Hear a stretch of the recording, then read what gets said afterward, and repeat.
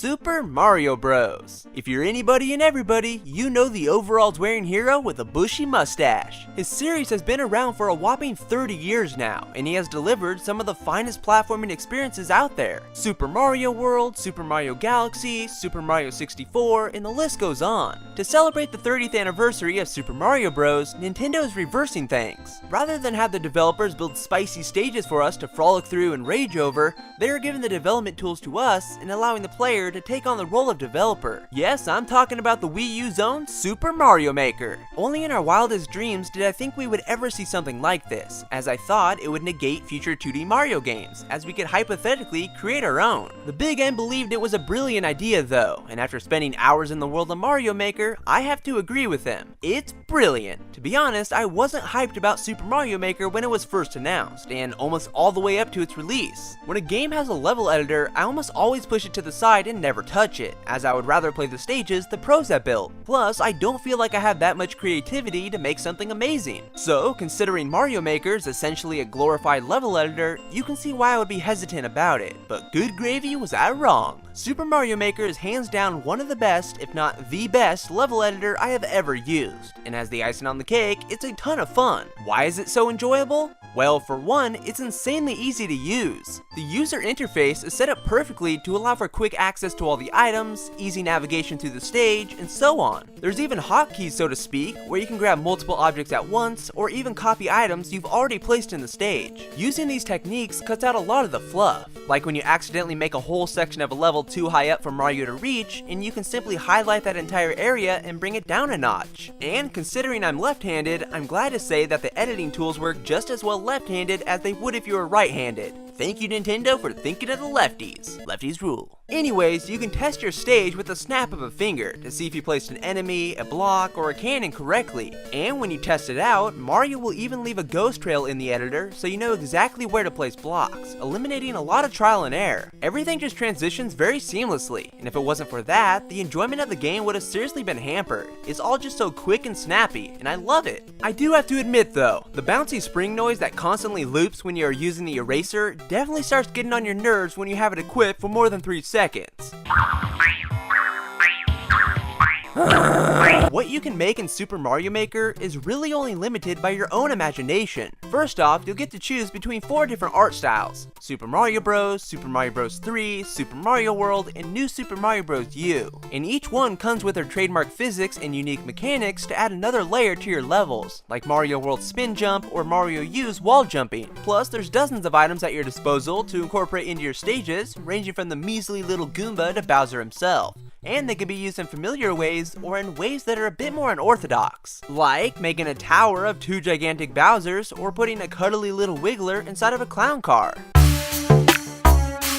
It's really awesome how non-restrictive Nintendo made the rules and parameters in Super Mario Maker. If you have a supremely weird idea, chances are you can probably make it in the game. Super Mario Maker definitely doesn't include every single enemy or hazard from the Mario universe though, so if you wanted to use some charging chucks, well, too bad, sonny boy. It's also kind of baffling that they don't allow you to make slopes in the ground. I wanted to make a Mario Kart level with slopes, but it just won't let me. The number of items available in the game is an acceptable amount, and you can make plenty of clever levels with them, but hopefully Nintendo pulls a Splatoon and releases free updates with more items. That would definitely get people to continue coming back to Mario Maker. I also can't fail to mention how cool the amiibo and non-amiibo costumes are, and let me just tell you, there's a ton of these puppies. While they don't add anything new gameplay-wise, cosmetically they look fantastic. They each have their own unique animations and sound effects to go along with them, and it's just so cool playing as a miniature 8-bit Ganondorf or even Sonic the Hedgehog. Again, they don't change up how the game plays, but what's cool is that you can make stages themed after those characters, and it makes it that much more immersive.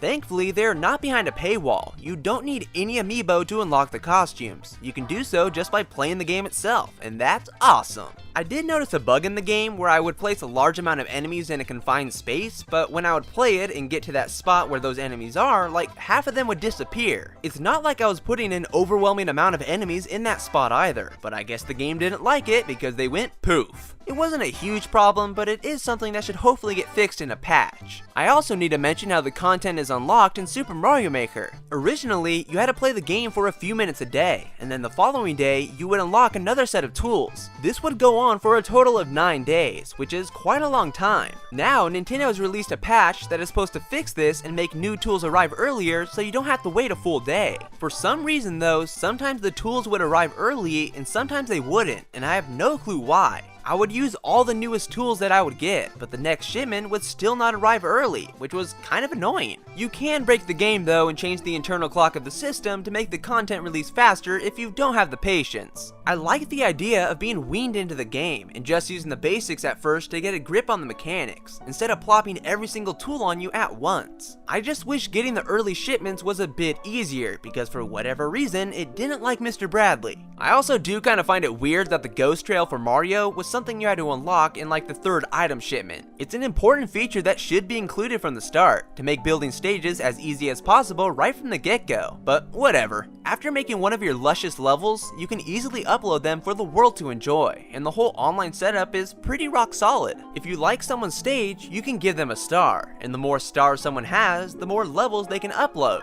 This way, it encourages you to make interesting stages instead of abominations so you can get those handy dandy stars, and I like that. Some people may be turned off by the way level sharing is done when you want to send a stage to a friend. They can't just write the name of the level or the name of the creator to find it. They have to type in a 16-digit code like it's a friend code. It is kind of a bummer that you can't search for individual creators or stages by typing in a name, but I do understand why. There might be multiple people or stages with the same name. While it's not exactly ideal, it's not too much trouble sharing your codes online through social media. And I also love how the game notifies you when someone plays one of your courses, gives a course a star, or leaves a comment on one of them. It makes the Mario Maker community feel more interactive. Now, besides making your own stages and looking at the online community, there are also 2 other modes to check out that can really be hit or miss. These include the 10 Mario Challenge and 100 Mario Challenge. 10 Mario Challenge gives you 10 lives to complete 8 different stages made by Nintendo themselves, while the latter gives you 100 lives to complete 8 or 16 stages made from players around the world. 10 Mario Challenge can be better at times, even if the levels are easier, because the stages are actually all well thought out with interesting ideas, while 100 Mario Challenge can either be enjoyable or a complete chaos. It really depends on which user-created levels are handed to you. Thankfully, if there is a level that is just way too annoying, you can switch it out with another one. It is worthwhile to play the 100 Mario Challenge though, as it is how you'll unlock costumes, but I have to say, I definitely prefer just making my own levels. They are just not very unique modes, so having some other modes to play beyond this would have definitely been welcoming. For example, what if they included a new challenge mode like in New Super Mario Bros. U, but this time included challenges from the 3 other Mario games as well? Just something that didn't feel like they were grabbing a bundle of user-created levels and dropping them on your lap.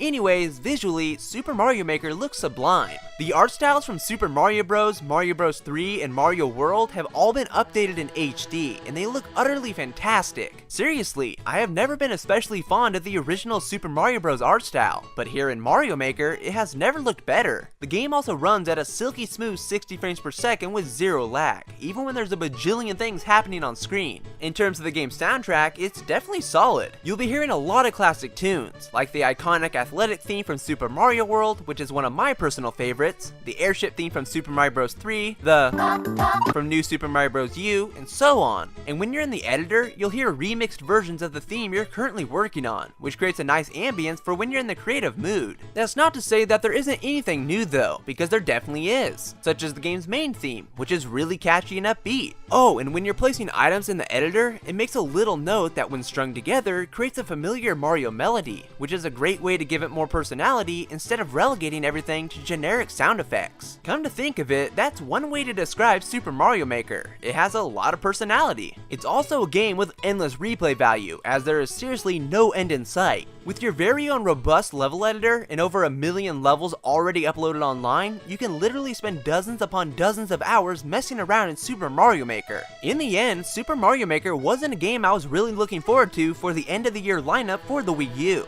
but I have to say, I was really impressed by it. Nintendo made a super well designed level editor that anyone can pick up and start creating with. The user interface is great, the variety of items and unorthodox ways of using them is fantastic, seeing these classic Mario games in full HD is glorious, and overall, it's just fun. Sure, the game may have some hiccups, such as the 10 Mario Challenge or 100 Mario Challenge not being the most exciting or creative modes out there, but it's hard not to love seeing your own creations coming to life. So, in all, I found Super Mario Maker to be an amazing game. And if you liked what you saw, please give this video a thumbs up, add it to your favorites, and all that good stuff. But I will talk to you all later in the next video, guys. Bye!